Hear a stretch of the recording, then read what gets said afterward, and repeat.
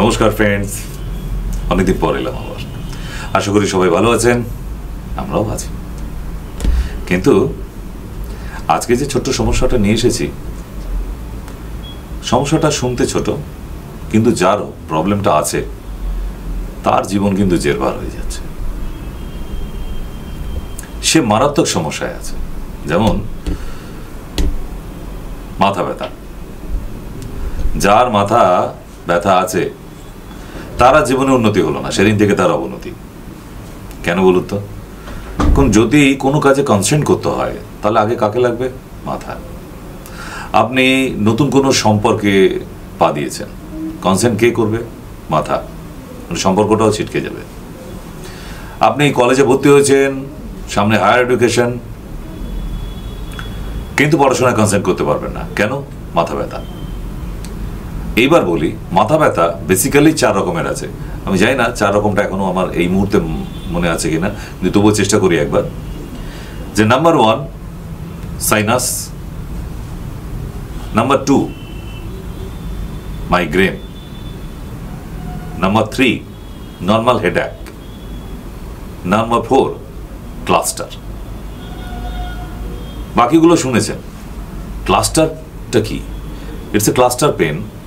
মানে সবসময় মাথায় হয় না, আমাদের চোখের পিছন দিকে মারাত্মক টনটন করতে থাকে, যার জন্য আপনি টিভি দেখা, চোখ চেয়ে কিছু দেখা আপনার ইচ্ছে করবে না, এত যন্ত্রণা হতে থাকবে। This is cluster pain. এবারে মাথার ভেতরে যদি টিউমার থাকে সেখানে আলাদা থিংস, ওখানে তো এমআরআই, সিটি স্ক্যান লাগবে, সেটা অপারেশন হবে না বাই মেডিসিন হয়ে যাবে, তার ডিসিশন নিতে হয়। আমার কাছে প্রচুর পেশেন্ট আছে যাদের অপারেশন করতে হয় না বা হয়নি, ওষুধ খেয়ে দিব্যি আছে। কেমন?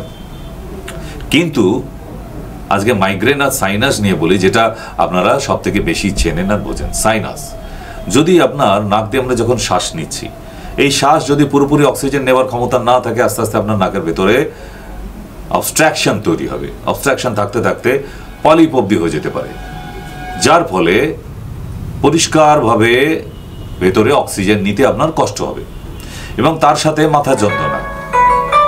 ঠিক তো সেই জন্য বলা যে এই ধরনের মাথা যন্ত্রণা হলে আপনার নাজাল এক্সরে করা দরকার আছে, যে ভেতরে কোথাও অবস্ট্রাকশন হচ্ছে কিনা বা কোথাও পলিপ হয়ে আছে কিনা।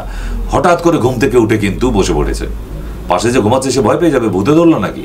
না, তার নাক দিয়ে নিঃশ্বাস নিতে কষ্ট হচ্ছিল, তাই উঠে বসে একটা মুখ দিয়ে বড় দীর্ঘশ্বাস নিয়ে ব্যালেন্স করা হয় অক্সিজেনকে।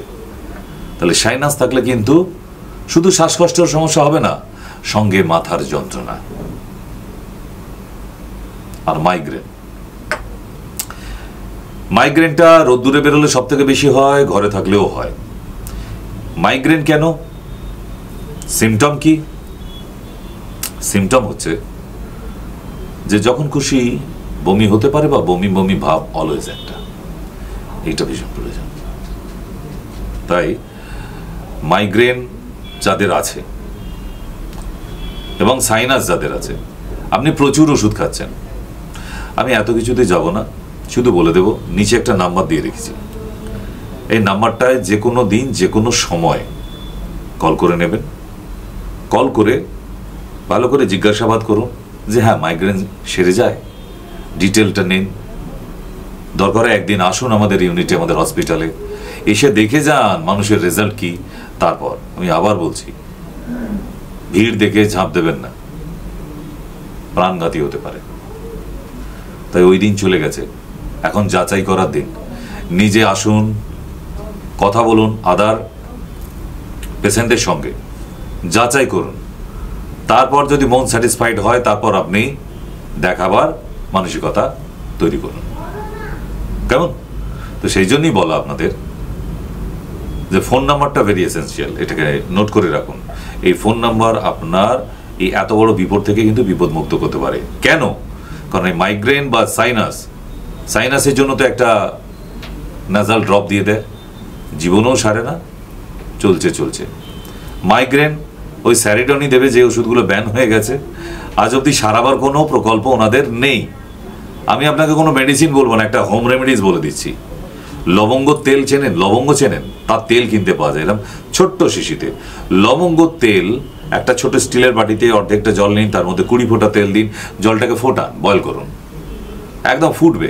ওইটা 1 ফুট দূরে রেখে নাক থেকে মাথায় ঢাকা দিয়ে এইভাবে 3 মিনিট নিতে থাকুন। আজকে নেবেন,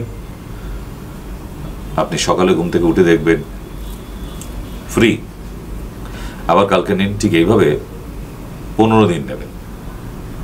আপনার মাইগ্রেন আর সাইনাস আছে কিনা 15 দিন পরে আমাকে এই নাম্বারে ফোন করে জানাবেন। এর পরেও যাদের সমস্যা একটু আধটু থেকে যাবে তাদের জন্য একটু মেডিসিনের দরকার আছে, ঠিক? মৃগ জি, MRIG -G, আরেকটা আছে মিগ ও, MIG-O। এগুলো সব মাইগ্রেনের, প্রপারলি মাইগ্রেনের মেডিসিন। এই ধরনের মেডিসিন অ্যালোপ্যাথি সেকশনে নেই, তৈরি হয় না। বছরের পর বছর মাইগ্রেনের ট্রিটমেন্ট হচ্ছে, এরকম অনেক রুগীকে আমি দেখেছি। আমি 15 দিন নেব, 15 ডেজ অনলি। তো এর বেশি কিছু লাগে না। ব্যাপারটা কি বলুন তো, ট্রিটমেন্টটা মানে হই হই ব্যাপার, হটকারিতা তা নয়। খুব ঠান্ডা মাথায় ডায়াগনোসিস, ঠান্ডা মাথায় কেস হিস্ট্রিটা শোনা, কতদিন যাবত হচ্ছে, কি কি সিমটম হয় আপনার, ব্যাস এই হিস্ট্রিটা আমাকে প্রপার দিন। বাই ফোন দিন, বাই ফোনই মেডিসিন যাবে কোরিয়ারে। তাহলে এত সুবিধে করে দিয়েছি, নাম্বারটাকে কাজে লাগা। ঠিক এমনই আসবো আরো অনেক নতুন নতুন। আপনাদের কাছে প্রচুর ট্রিটমেন্ট করিয়েছেন, এমন কিছু প্রবলেম, এমন কিছু অসুখ যেগুলো কোনো সুরাহা করতে পারেননি, ঠিক এই মাইগ্রেন আর সাইনাসের মতনই জলের মতো পরিষ্কার করে দিয়ে যাব। মেডিসিন থাক পড়ে, হোম রেমেডিস আছে ঘরে, তাহলে ওটা দিয়ে ট্রিটমেন্ট হবে। ঠিক, আবার দেখা হচ্ছে।